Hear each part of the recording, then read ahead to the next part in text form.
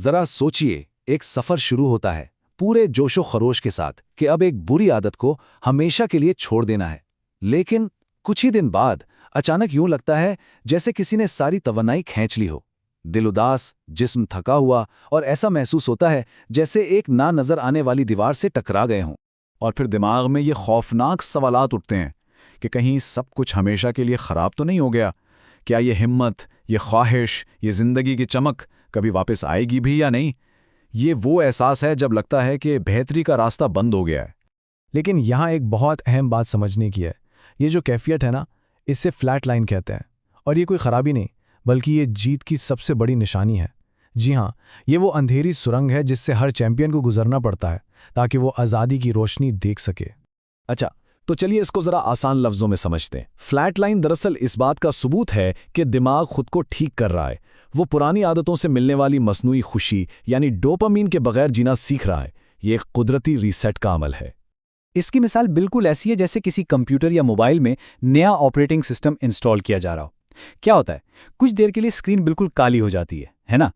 बस दिमाग भी पुराने खराब सॉफ्टवेयर को डिलीट करके एक नया सेहतमंद सिस्टम इंस्टॉल कर रहा होता है। ये जो स्क्रीन के काले होने का वक्त है, यही फ्लैट लाइन है। तो इस तारीख सुरंग के अंदर आखिर है क्या? दरअसल इसके दो बिल्कुल मुख्तलिफ और चैलेंजिंग हिस्से हैं और कामयाबी के लिए इन दोनों को समझना बहुत बहुत ज़रूरी है। तो देखें, इसके दो मरहले हैं। पहला है विड्रॉल फेज। इसमें शदीद बेचैनी, गुस्सा और पुरानी आदत की तरफ वापस जाने की शदीद ख्वाहिश होती है। और दूसरा है कोस्टिंग फेज। इसमें ख्वाहिश तो नहीं होती, लेकिन एक अजीब सी बोरियत और खालीपन का एहसास होता है, जैसे जिंदगी में कोई रंग ही नहीं बचा। पहले मरहले को यूं समझें कि जैसे एक स्प्रिंग को बरसों से दबा कर रखा गया था। अब जब दबाव हटता है तो वो सीधा होने से पहले कई बार झटके खाता है। बिल्कुल इसी तरह दिमाग भी खुद को नॉर्मल करने के लिए झटके खाता है, जिसकी वजह से सरदर्द, बेचैनी और उदासी महसूस हो सकती है। एक बात याद रखने की है, अगर शुरुआत के 20 दिन हिम्मत और सब्र से गुजार लिए जाएं, तो समझें कि इस पहले और मुश्किल मरहले की आधी जंग जीत ली गई है। ये तकलीफ हमेशा नहीं रहेगी। अब आता है दूसरा मरहला और इसका सबसे बड़ा खतरा।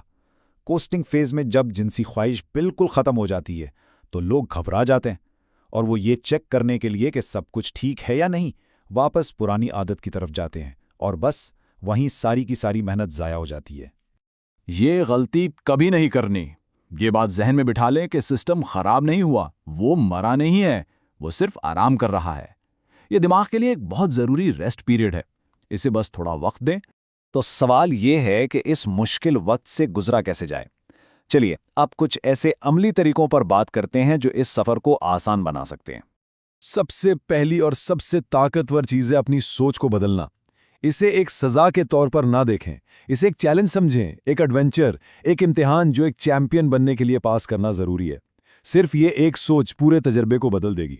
अब वक्त है दिमाग को खुशी के नए और सेहतमंद रास्ते सिखाने का। अच्छा खाना, दोस्तों के साथ वक्त गुजारना, पहाड़ों में या समंदर किनारे जाना, छोटी छोटी चीज़ों में खुशी तलाश करें। और ये एक आजमूदा नुस्खा है, ठंडे पानी से नहाना। ये फ्लैट लाइन से निकलने के अमल को बहुत तेज़ कर देता है। ये जिस्म और दिमाग दोनों को एक सेहतमंद झटका देता है जो रीसेट के अमल को तेज़ करता है।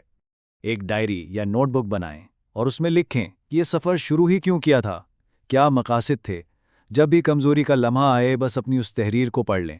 ये आपको अपनी असल वजह याद दिलाएगी। अच्छा, तो जब ये सुरंग कामयाबी से पार हो जाती है तो दूसरी तरफ क्या होता है? आइए इन इनामात पर एक नज़र डालते हैं जो इस सब्र का फल हैं। आमतौर पर 70 से 90 दिन के बाद ये धुन छटने लगती है और इसके बाद जो तब्दीलियां आती हैं उन्हें इस सफ़र पर चलने वाले लोग मजाक में सुपर पावर्स भी कहते हैं। हाँ, ये टाइमलाइन हर किसी के लिए थोड़ी मुख्तलिफ हो सकती है, लेकिन मंजिल सबकी एक ही है। तो जब ये सरंग ख़त्म होती है, जब रोशनी नज़र आती है, तो कैसा महसूस होता है? तवानाई का एक ना ख़त्म होने वाला एहसास, लोगों से मिलते हुए घबराहट का मुकम्मल खात्मा, शख्सियत और आंखों में एक ऐसी कशिश जो लोग महसूस करें, पुरानी बुरी आदत से शदीद नफ़रत और हकीकी गहरे रिश्तों की ख्वाहिश, और दिमाग इतना तेज़ और साफ हो जाता है कि मुश्किल से मुश्किल काम भी आसान लगने लगते हैं। तो इस सफ़र के इख्तिताम पर एक ऐसा फातेह खड़ा होता है जो अपनी ज़िंदगी की सबसे बड़ी जंग में से एक जीत चुका है। आइए इस बात को एक आखिरी ताकतवर पैगाम के साथ ख़त्म करें। कुरान पाक में अल्लाह ताला फरमाता है, और ये कि इंसान को वही मिलता है जिसकी वो कोशिश करता है। ये खामोश जंग, ये सब्र और ये हिम्मत सब देखी जा रही है। इस कोशिश का इनाम ज़रूर मिलेगा। तो याद रखें, ये बहाली का इख्तिताम नहीं, बल्कि एक नई, ताकतवर और बामकसद जिंदगी का आगाज है। जंग जीत ली गई है। अब सवाल यह है कि इस नई आज़ादी और ताकत के साथ क्या किया जाएगा।